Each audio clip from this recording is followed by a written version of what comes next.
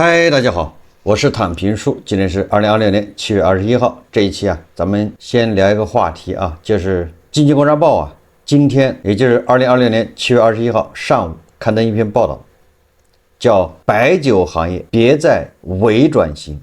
大家也知道现在经济形势不太好，各行各业都有压力，很多企业面临着转型、换赛道、适应形势那么白酒行业也不能例外。这几年一直遭到压力白酒行业的压力，这个咱们以前聊的非常多种种原因。但是白酒行业转型，它怎么转呢？白酒行业要转着去干什么呢？经济观察报说白酒行业别再伪转型。伪转型什么意思所以我们一起看一看这个伪转型，白酒行业还能转型干什么？生产饮料吗？或者是搞高科技？白酒行业正经历一场漫长而痛苦的调整。2021年中证白酒指数触及历史高点，此后连续下跌6年，贵州茅台股价已从高点腰斩。进入2025年，白酒板块营收同比下滑18%，规模净利润同比下滑24%，这是去年面对消费场景收缩、年轻群体流失、渠道库存高企的多重压力，白酒企业并非坐以待毙。过去几年，他们做出了大量转型尝试。在渠道端，酒企尝试多种转型，洋河等酒企下调回款目标，控制发货节奏。爱茅台绕开中间商，直面消费者。在产品端，低度化成为最受追捧的方向。五粮液推出29度一键清新，古井贡酒发布26度年份原浆轻度钴20，舍得酒业跟进29度舍得自在。泸州老窖则在2026年6月推出28度高光系列。在营销端，汾酒发起大家都爱汾酒话题挑战赛，曝光量超10亿。敬酒一入喉，姨妈不愁等热梗出圈。这敬酒喝了为什么姨妈不愁呢？难道治那个肚子疼是吗？2年新增年轻用户900万，这真敢营销这叫什么？大字营销，小字是吧？推责。从产品形态到渠道模式，从品牌叙事到营销手段，白酒企业转型动作不可谓不频繁，但业绩曲线并未因此掉头向上。中国酒业协会调研数据显示，2020年1季度，72%的受访企业反馈销售额下降，多达86%的受访企业反馈利润率下滑。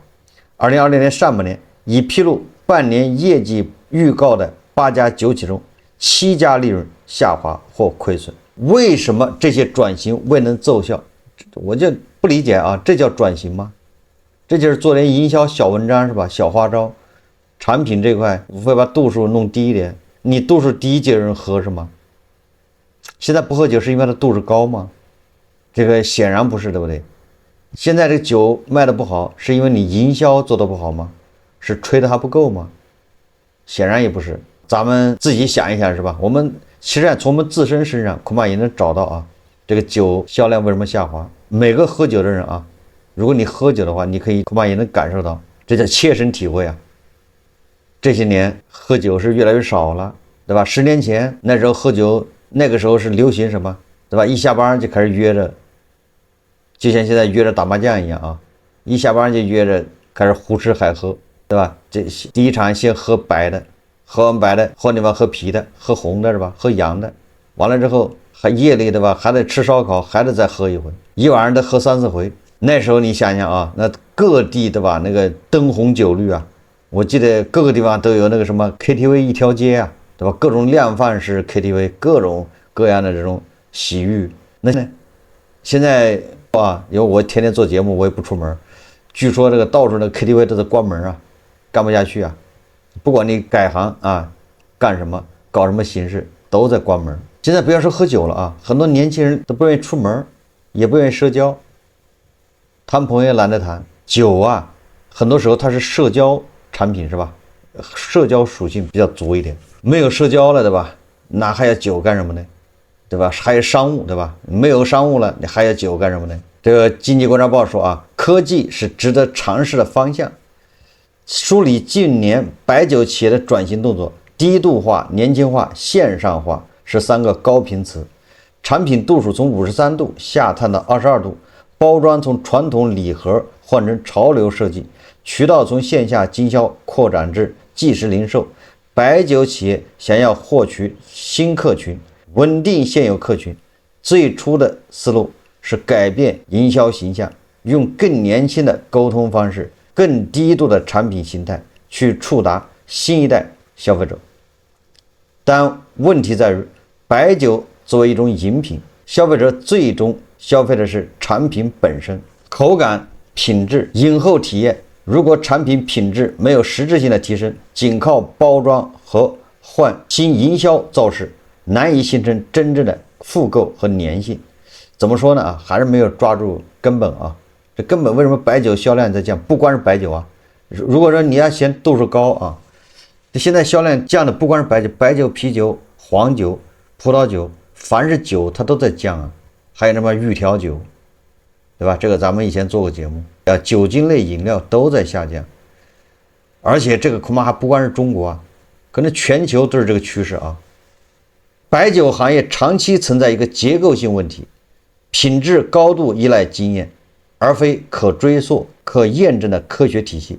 白酒的叙事宣传中，经常出现大师勾调、百年窖池等关键词，这恰恰说明了问题所在。勾调依赖大师的舌头，窖池背后微生物机理却未被充分理解。浓香型白酒依赖泥窖池发酵，持续使用越久，窖池酿出的原酒品质越高。100年以上老窖池经过长期顺化的微生物群落是关键。然而，这些微生物群落的演替与风味代谢机理，至今仍有大量认知盲区。北京工商大学孙保国院士团队在研究中指出由于传统酿造工艺过程中影响白酒品质的重要微生物以及关键风味物质形成之间的内在关系尚未明晰，浓香型白酒生产很多环节仍沿用粗放经验模式，效率低且批次稳定性差，品质提升难以实现，标准化工业化进展缓慢。其实验通过链延伸微生物组合的微生物走桩模式，增加白酒固态发酵系统中风味乙酯和乙醇的含量，有助于白酒品质提升和智能控制。你加上科技，无非就是讲故事好听一点而已啊！你故事讲得再好听，你还是解决不了年轻人他不喝酒的问题啊！这年轻人不喝酒是因为你这个是微生物的问题吗？还是说机器调的、人调的？显然不是，对不对？这并非孤立高端葡萄酒的发酵菌种，长期依赖进口，国内罕有厂家能提供本土化优质酿酒微生物制剂。整个酿酒行业在基础微生物研究层面投入断层，制约了从经验酿造向科学酿造的跨越。他说，反观日本威士忌的崛起路径，科学从一开始就被植入产业基因。1923年，武井信治郎于竹鹤正校建立山崎蒸馏所时，竹鹤在格拉斯哥大学系统学习的应用化学与苏格兰蒸馏技术，便构成了产业起点。此后100年，从水源选择到泥煤处理，从发酵控制到橡木桶的陈年，日本威士忌始终以科学方法进行精细化管控。白酒的转型之所以缓慢且收效有限，根源或许在于它始终在形上做文章。当酒企的转型投入集中在包装设计和降度配方时，产业真正的升级命题，弄懂酵泥和酒曲里的微生物，用科学手段控制出品稳定，反而被搁置了。在白酒行业传统的叙事体系中，文化与科学之间似乎存在着某种张力。酿酒被表述为天赐与匠心，是传承千年的技艺；科学分析则视为对这种神秘的冒犯。这种认知正在成为产业升级的隐性阻力。这个不得不说茅台了啊。这个我记得有报道，但是这个我记得不太清楚啊。茅台的那个发酵的时候是吧？那个要拿脚去踩那些酒曲是吧？然后以前就媒体报道啊，然后茅台就是采那个酒曲的工作，好像得1万多一个月，招的都是一些年轻的大学生，一些漂亮的美女去干这工作，去采美女采出来的用脚搬着脚丫子去采，这个媒体还有报道的采出来可能好喝一点吧，抠脚大汉采的那就不行。当然了，这个跟这个汗腺确实有关系。怎么说呢这个至于是不是美女有关系是不是就采的就好，还是男的就不行？这不是这样的实际上这个说美女采那个酒曲采酒，那都是媒体报道，恐怕是为了让这个酒好卖一点。实际上这个微生物菌落这个确实有一定的这个影响。为什么呢？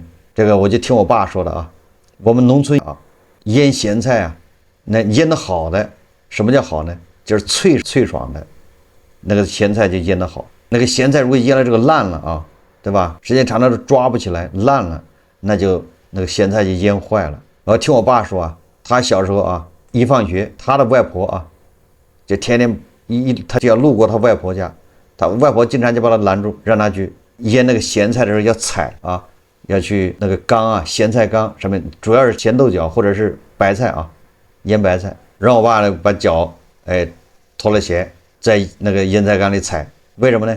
我爸采的那个就不烂。现在据他说我们家咸菜还是我爸腌，拿手摁上面，然后垒个大石头，然后那个巧了你说怪不怪腌是我爸腌，每次抓炒咸菜什么的都是我爸去抓，我妈就不能碰。我妈只要一抓那个咸菜，据我爸说那个咸菜就整个都烂掉了。就是说手人的汗不一样，就是这恐怕就是这个所谓的酿酒的时候，这个微生物这个菌群很有可能这人跟人不一样，有的人就不能碰一碰那个就烂掉了，菜就不行了。那这个怎么解释呢？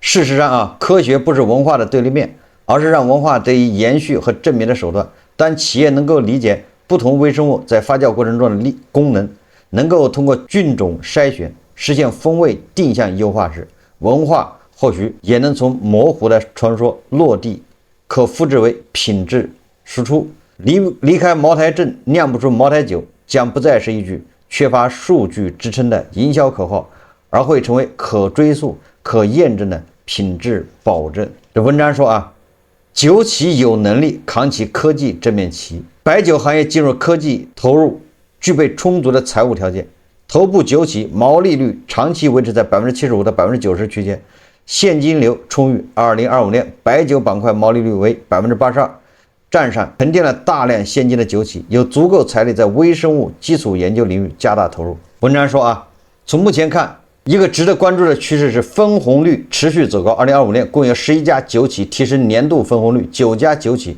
分红率高于 60%，14家酒企分红率高于 40%。在业绩承压的背景下，酒企倾向于通过高分红回报股东，这固然是公司治理的其中应有之义，但也引出一个值得思考的问题：当行业面临根本性转型困境时，利润除了用于分配，是否还有更优的用途？从目前情况看，白酒企业整体对研发投入重视程度仍有不足。据万德数据2025年20家 A 股白酒上市公司研发投入合计仅为 30.5 亿元，占总营收的 0.8%。贵州茅台2025年全年研发投入总额 8.03 亿元，占营收比例的 0.48%。老白干酒2025年研发投入1126亿元，同比下降 29%， 研发投入占营收比例为 0.27%。 与此同时，五粮液2025年销售费用占比高达 53%， 贵州茅台达 41%。 多数酒企整体销售费用与研发费用比例相差20倍以上，也重营销轻研发，对吧？国家层面已将酿酒产业纳入历史经典产业在这个指导意见中明确提出加强本土酿酒微生物菌种的筛选与开发应用。微生物研究是生物科学领域的重要组成部分，白酒企业拥有最丰富的酿造微生物资源和应用场景，完全有能力也有责任扛起这面大旗。部分头部企业已经行动起来，五粮液10年前就将高通量测序平台应用于骨酵微生物研究。2025年，五粮液团队研究再次在国际上首次分离，命名出了一种全新厌氧菌发酵酵泥杆菌，这是什么玩意儿？这是它分离出来的啊。2025年，五粮液和贵州茅台相继成立科技创新公司，注册资本分别为1亿元和10亿元。这些动作释放一个信号，头部酒企正在从讲故事转向做科研。但酒企啊开始做科研，我也不知道什么意思啊。这个对酒行业有什么帮助呢？你要把科研搞明白了啊，这个菌群啊、菌落，那发酵那些菌，你搞明白，你能复制是吗？复制那不无非就提高你的效率，你能生产更多的酒啊。是现在啊，酒的成本本来就很低，对吧？你比如茅台卖1800，实际上的成本一瓶几十块钱。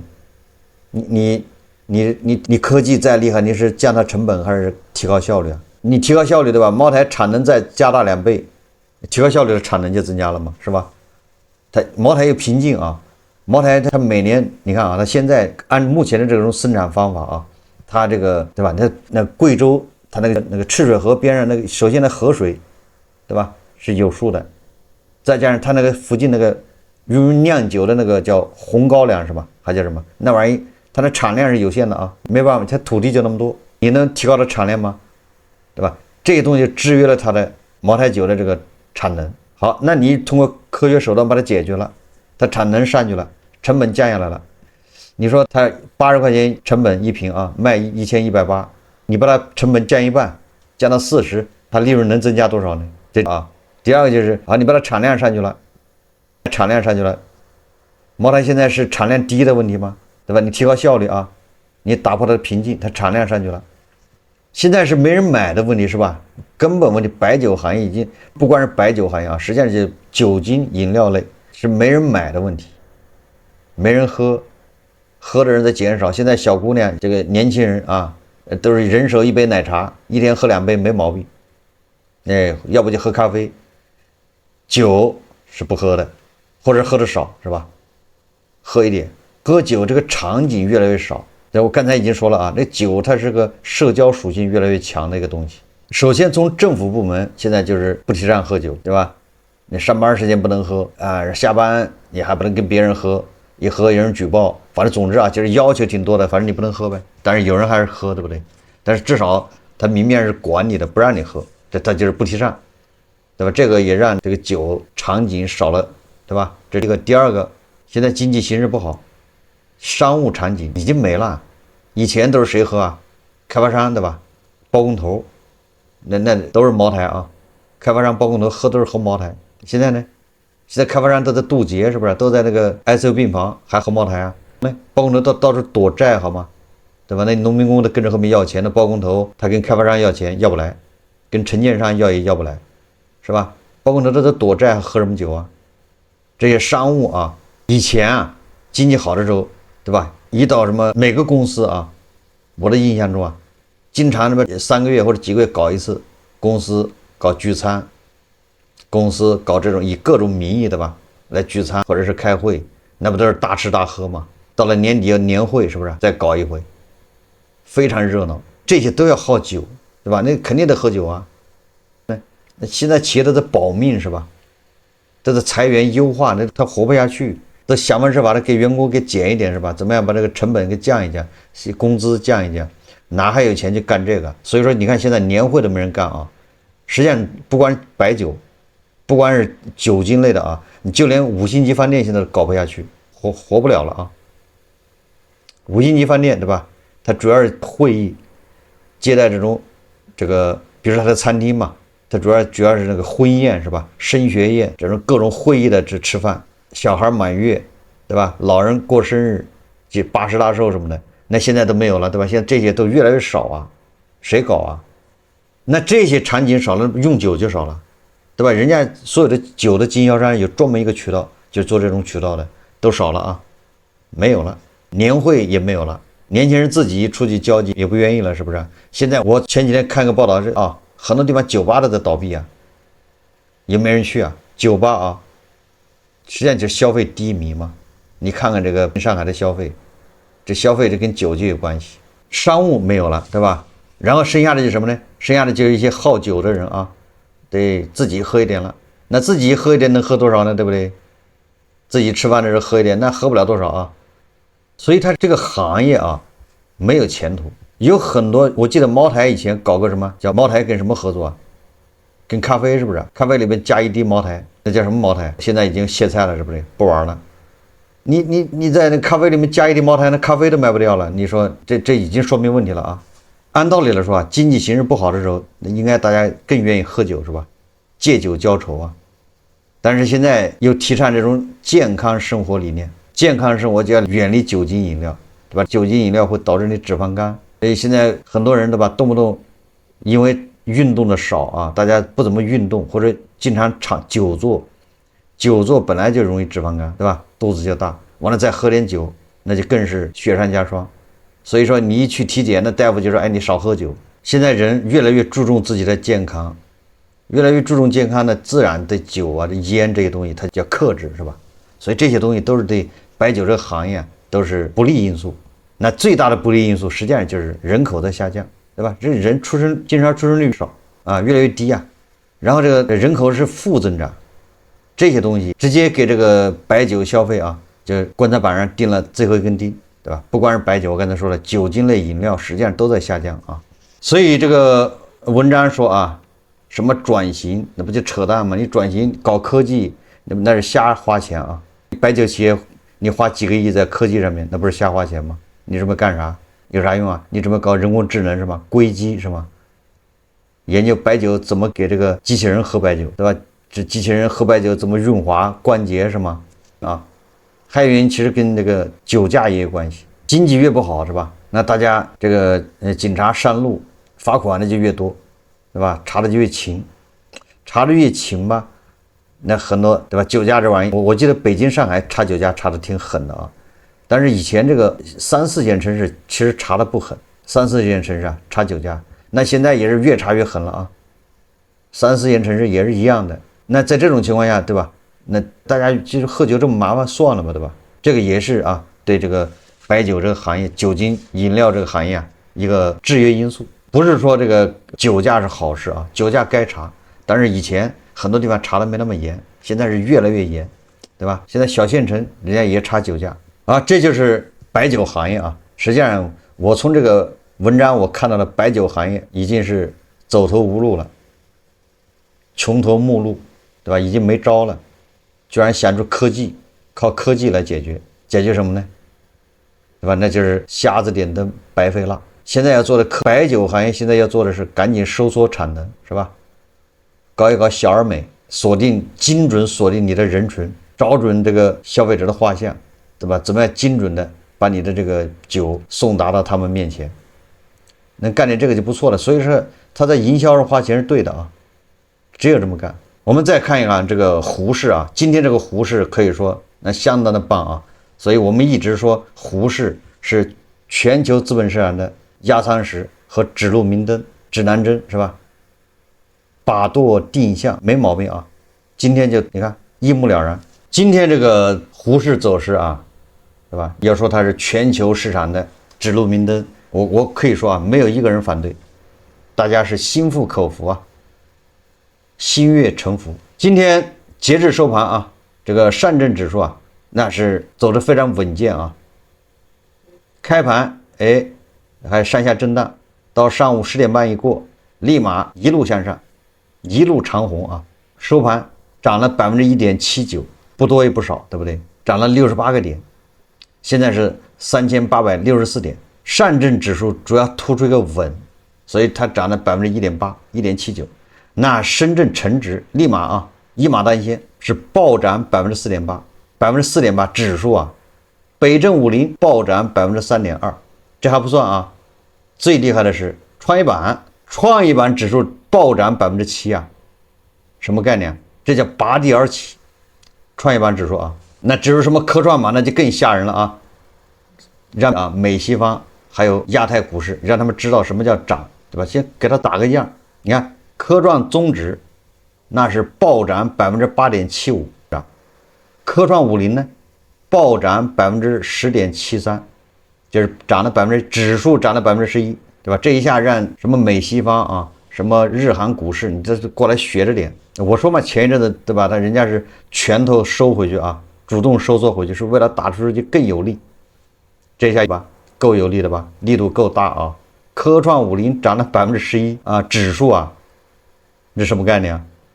科创综指涨9%，上一周啊杀做多的，这一周杀看空的，对吧？如果你要做反了，不好意思，那裤衩子对吧？丢2回，你不仅没有裤衩子穿，你还欠市场一条裤衩子，你说这个怎么弄？大家也不要沮丧啊！为什么呢？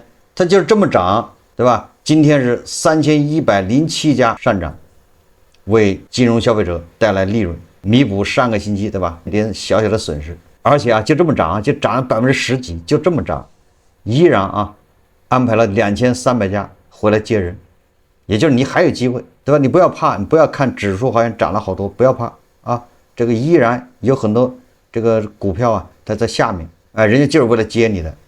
这主力啊，那绝对的是有耐心啊，为了让你上车，那是什么招都使啊，就是办法都想尽了啊。但是依然有人不上，他就是冥顽不化，非要蹭工行，对吧？你倒是上啊，要不然主力天天都派车回来接人。这个成交量啊，2.97万亿，比上个交易日多了2500亿。你看啊，这个是不是交投活跃啊？2万，你。很多人恐怕已经从银行开始搬钱了啊，把银行的钱取出来上车了。我们上个星期一直说的吧，咱们有幸参与啊，这种为全球资本市场定向把舵是吧？指明方向，咱们能参与其中，对吧？眼界要高，心胸要宽阔，不要为赔了那点钱就着急。你看这不回来了吗？对吧？一方面又给美西方资本指明方向。教他们怎么做人，分分钟就教他们啊！一方面又赚了钱，你说这叫双赢啊，这叫两不误啊，何乐而不为呢？你看啊，在咱们啊资本市场的带领下，日韩股市也立马反弹了啊，这完全是在我们的带领下啊。